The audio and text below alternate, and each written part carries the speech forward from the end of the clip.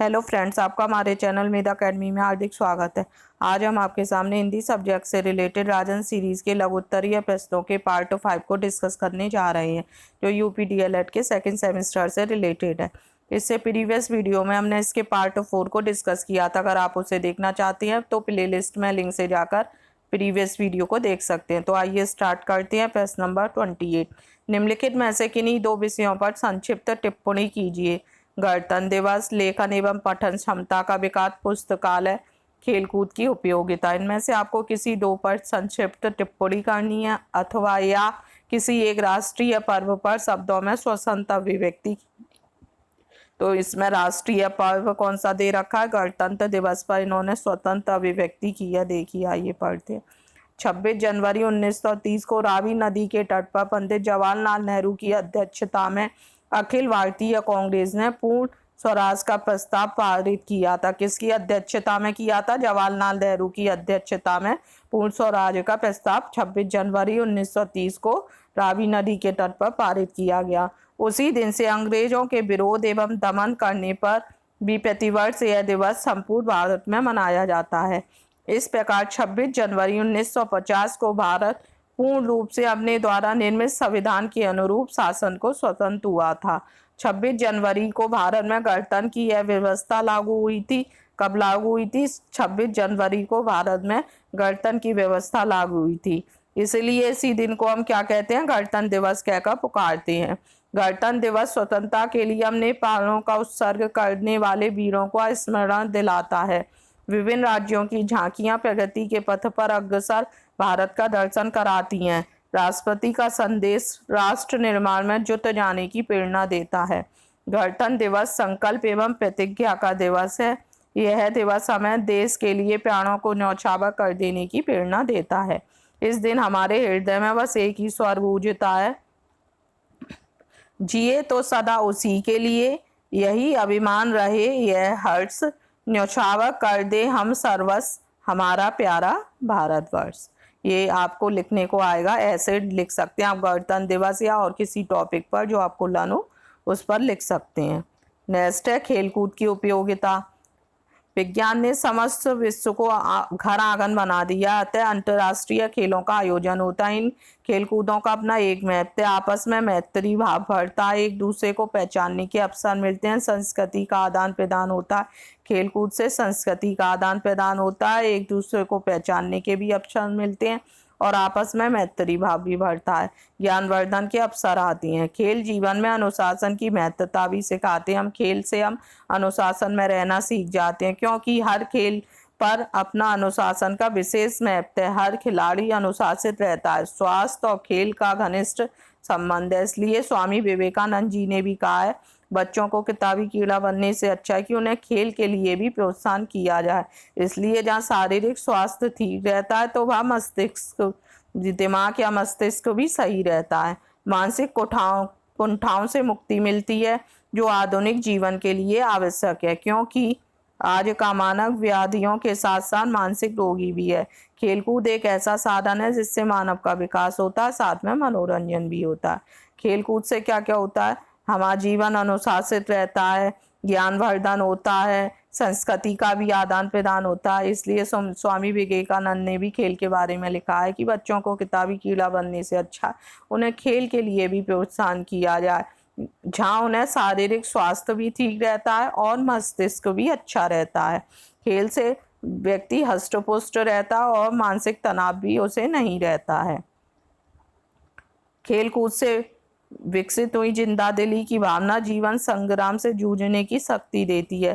खेल कूद से शक्ति मिलती है, उल्लास मिलता है, जिंदा दिली मिलती है।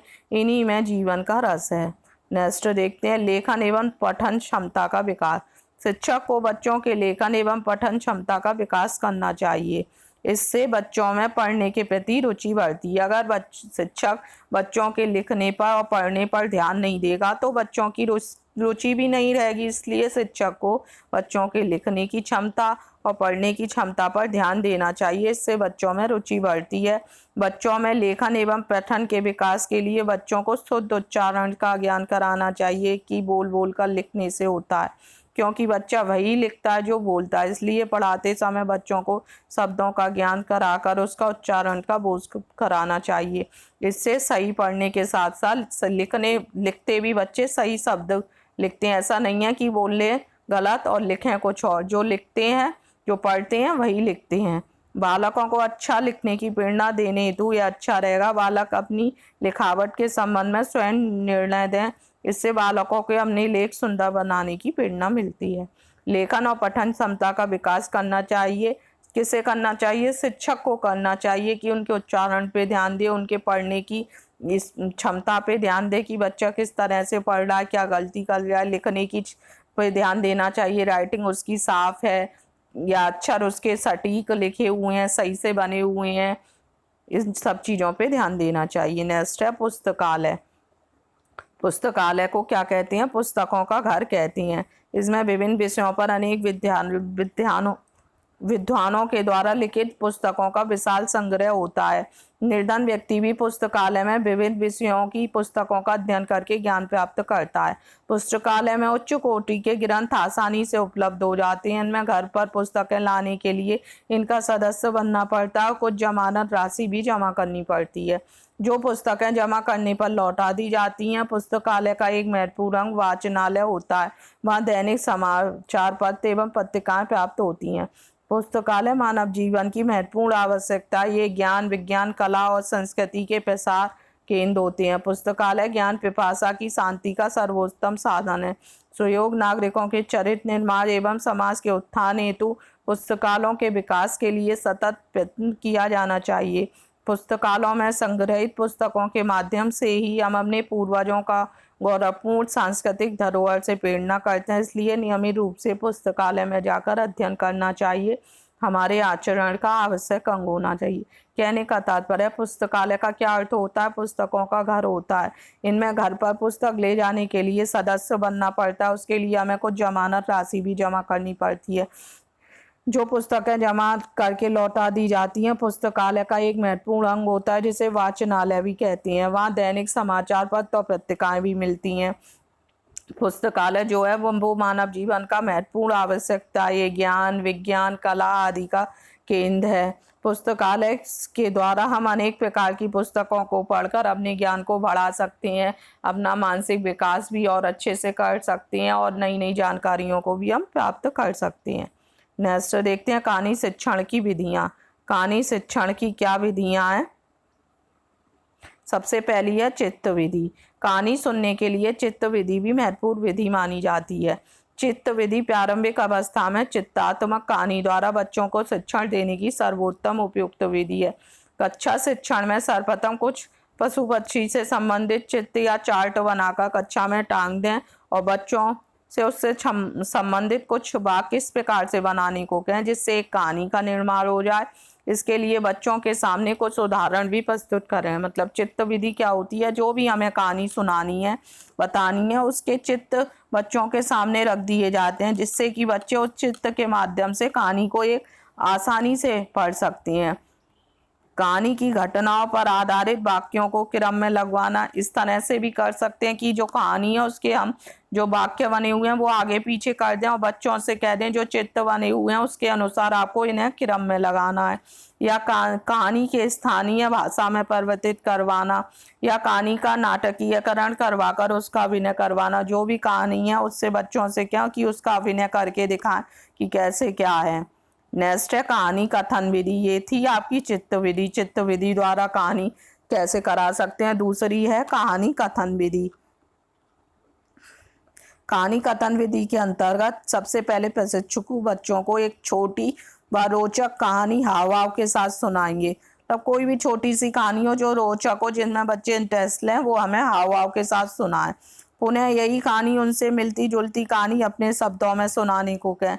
इसी प्रकार मुर्गा, कुत्ते, लोमड़ी की कहानी सुनने के बाद बच्चों से विभिन्न प्रश्नों द्वारा कहानी में रोचकता लाई जा सकती है और कहानी कथन विधि भी अत्यंत उपयोगी मानी जाती है। कहानी कथन विधि में हम क्या करती हैं? बच्चों को एक कहानी सुनाती हैं हाव भाव के साथ, फिर उनसे कहते हैं उसी टाइप की वो छोटी कोई भी कहानी सुनाए और उनसे क्वेश्चन पूछते हैं। इससे क्या होता है कि बच्चों में जो हम कहानी सुनाई है उससे वह इंटरेस्ट भी लेने लगते हैं और कहानी में रोचकता भी लाई जाती है। कहानी कथन विधि भी बहुत उपयोगी मानी जाती है। अगली विधि है प्रश्नोत्तर विधि। प्रश्नोत्तर विधि द्वारा शिक्षक बच्चों को कहानी शिक्षण, लोक कथा शिक्षण, रोचक प्रसंगों को बहुत आसानी से सुना सकते हैं या बता सकते हैं। सर्वप्रथम बच्चों को अत्यंत आसान भाषा में पूरे हाव भाव के साथ कहानी सुनाएं और उनसे भी कहानी सुने। जो प्रश्नोत्तर विधि होती है, इसमें बच्चों को हम कहानी सुनाते हैं और बच्चों से प्रश्न पूछते हैं उस कहानी के बीच में। तो अगर वह कहानी ध्यान से सुन रहे हैं तो उन प्रश्नों के उत्तर भी आसानी से दे सकते हैं। आप पूछ सकते हैं इस कहानी से आपको क्या शिक्षा मिलती है, तो ये भी एक प्रश्न हो गया। अगर बच्चे ने कहानी ध्यान से सुनी है तो वो उसका आंसर दे पाएगा। नेक्स्ट देखते हैं वार्तालाप विधि। वार्तालाप विधि कहानी शिक्षण की एक अत्यंत महत्वपूर्ण विधि मानी जाती है। बच्चों को पशु पक्षियों तथा अन्य रोचक पात्रों वाली छोटी, सरल और मनोरंजक कहानियां, लोक कथाएं तथा किसी रोचक प्रसंग को हाव भाव व गतिविधि के साथ सबसे पहले सुनाना चाहिए। जो भी वार्तालाप विधि होती है तो उसमें बच्चों को पशु पक्षियों या कोई भी छोटी सी सरल मनोरंजक कहानी हाव भाव के साथ हमें सुनानी चाहिए। फिर उसके बाद वही कहानी या उससे मिलती जुलती कहानी अपने शब्दों में सुनाने को कहें। जो कहानी हमने सुनाई है या तो उनसे कहें वही कहानी सुनाए या अपने शब्दों में उससे मिलती जुलती कोई और दूसरी कहानी सुनाए। शुरू में तो बच्चों को झिझक लगती है, लेकिन धीरे धीरे वे सुनाने लगेंगे और उनकी झिझक भी खुल जाएगी। बच्चों को आवश्यकता अनुसार उत्साहित करते रहना चाहिए, जिससे कि बच्चे आगे सुनाने को उत्सुक रहें। अगर हम बच्चों को उत्साहित नहीं करेंगे तो वे आगे सुनाने को उत्सुक भी नहीं रहेंगे। बच्चे ध्यान से सुन रहे हैं यह जानने के लिए दोहरे संप्रेषण का प्रयोग करें, जैसे हाथ उठाना, बैठना, कहानी में आए शब्दों विशेष पर से लिलवाना, छींकना, कोई शब्द कहना। इस प्रकार की प्रतिक्रिया से कहानी, लोक कथा, रोचक प्रसंग शिक्षण में जीवंतता बनी रहती है। और कहानी का बच्चों से अभिनय भी कराना चाहिए। इसके लिए मौखटों का उपयोग करना चाहिए, जिससे कहानी रुचिकर हो जाए। इस प्रकार वार्तालाप करते हुए कहानी सुनाए।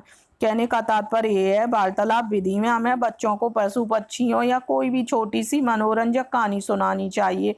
पहले हम टीचर सुनाए, फिर उसके बाद वह बच्चों को सुनाने को कहे, उससे मिलती जुलती या और कोई सरल शब्दों की कहानी सुनाने को कहे। शुरू में तो बच्चे झिझकते हैं, लेकिन धीरे धीरे बच्चे कहानी को सुनाने लगते हैं। और बच्चों को एक चीज का हमेशा ध्यान रहेगा, बच्चा कुछ क्लास में करके दिखा रहा है तो उसे उत्साहित करते रहना चाहिए, जिससे कि वह आगे भी करने को उत्सुक रहे। अगर हम उसे मोटिवेट नहीं करेंगे तो वह आगे सुनाने को उत्सुक भी नहीं रहेगा। बच्चे को हमेशा मोटिवेट करना चाहिए, जिससे कि वो आगे बढ़ता रहे और हमने नए नए तरह के काम करके टीचर को दिखाए। नेक्स्ट है प्रश्न नंबर 30। कहानी का महत्व लिखिए। कहानी गद्य साहित्य की सबसे लोकप्रिय विधा है। मानव सभ्यता के आदिकाल से ही कहानी कथन, शिक्षा एवं मनोरंजन का महत्वपूर्ण साधन रही है। अतः कहानी कहने की परंपरा उतनी ही प्राचीन है जितनी मानव जीवन। भारतवर्ष में पौराणिक रूप से कई कहानियां इतिहास में अमर हो गई हैं। वृत्त कथा, मंजरी कथा, सरी सागर, पंचतंत्र या अनेक अन्य ऐतिहासिक पुरुष महावीर, कौटिल्य, अशोक, बुद्ध, चंद्रगुप्त आदि की कहानियां रोचक एवं शिक्षाप्रद रही हैं। कौन कौन सी हैं? जैसे महावीर है, कौटिल्य, अशोक, बुद्ध, चंद्रगुप्त जी आदि की कहानियां रोचक भी रही हैं और हमारे लिए शिक्षाप्रद भी रही हैं। प्राचीन काल से विचित्र तथा साहित्य इस बात के साक्षी हैं कि भारत में वैदिक काल से ही कहानी कथन की कला विकसित हो चुकी थी, जो क्रम से विकसित होती चली गई। भाषा के साथ साथ अन्य विषयों में भी इस कला का प्रयोग होने लगा। कहानी के विषय में विस्तार पूर्वक जानने के लिए पूर्व विभिन्न कहानीकारों की परिभाषाओं का जानना अत्यंत आवश्यक है। रायवन के अनुसार, रायवन ने क्या कहा है? प्रत्येक शिक्षक को यह प्रयत्न करना चाहिए कि वह अच्छा कहानी सुनाने वाला बन जाए। किसी भी निपुण शिक्षक को कोई बात इतनी सहायता नहीं करती जितनी कहानी सुनाने की निपुणता। कहने का इनका तात्पर्य है, एक शिक्षक को इस बात का प्रयत्न करना चाहिए कि वह कहानी सुनाने वाला बन जाए। क्योंकि अगर कोई भी कठिन टॉपिक है या कोई भी कठिन चैप्टर है, कोई भी पाठ है, अगर बच्चों को नहीं समझ में आ रहा है, लेकिन अगर वो कहानी के माध्यम से उस चैप्टर को पढ़ाएंगे तो वे बच्चे अच्छे से समझ लेंगे और मनोरंजन भी लेंगे क्लास में। इसीलिए इन्होंने कहा है कि शिक्षक को यह प्रयत्न करना चाहिए कि वे अच्छा कहानी सुनाने वाला बन जाए। किसी भी निपुण शिक्षक को कोई बात इतनी सहायता नहीं करती जितनी कि कहानी सुनाने की निपुणता। अतः कहानी के महत्व को इनकार नहीं किया जा सकता है, क्योंकि कहानी का शिक्षा में विशेष महत्व है। कहानी के द्वारा हम बच्चों की शिक्षण में रोचकता ला सकते हैं और उन्हें अनेक प्रकार के मनोरंजन कहानी के माध्यम से करा सकते हैं और उन्हें पढ़ने को और उत्सुक एवं जागरूक बना सकते हैं। इसलिए कहानी का शिक्षण में विशेष महत्व है। उम्मीद करते हैं आपको राजन सीरीज का पार्ट 5 अच्छे से क्लियर हुआ होगा। अगर आपको हमारा वीडियो पसंद आया हो तो प्लीज़ हमारे वीडियो को लाइक कीजिए और अधिक से अधिक लोगों को शेयर कीजिए। इसका अगला पार्ट देखने के लिए हमारे चैनल को सब्सक्राइब कीजिए। Thank you.